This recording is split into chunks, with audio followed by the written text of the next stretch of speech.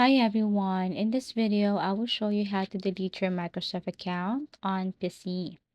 So first things first, you can go to your Windows settings, go to the start menu, and then you have to look up for settings.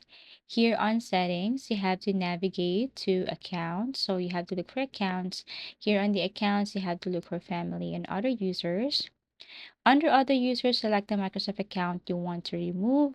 Click remove, then choose delete account and data. So you have to read the following here. You have to read this, and then once you're okay and satisfied with this and confirm, you just have to click delete account data. Now, on the other hand, if you want to permanently close your Microsoft account, you need to go to Microsoft account closure page.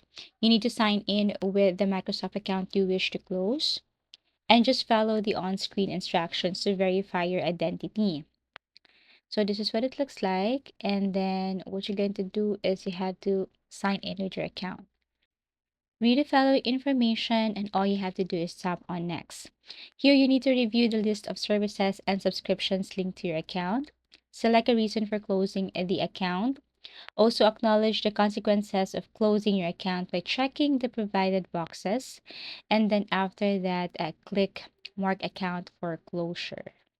Now, take note, Microsoft retains your data for 30 or 60 days after closure, allowing you to recover your account if needed.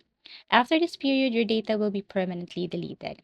And basically, that's how easy it is. So, you need to consider before deleting your account, you have to ensure backup any important data, cancel any active subscription, and that's how easy it is to delete your Microsoft account on PC.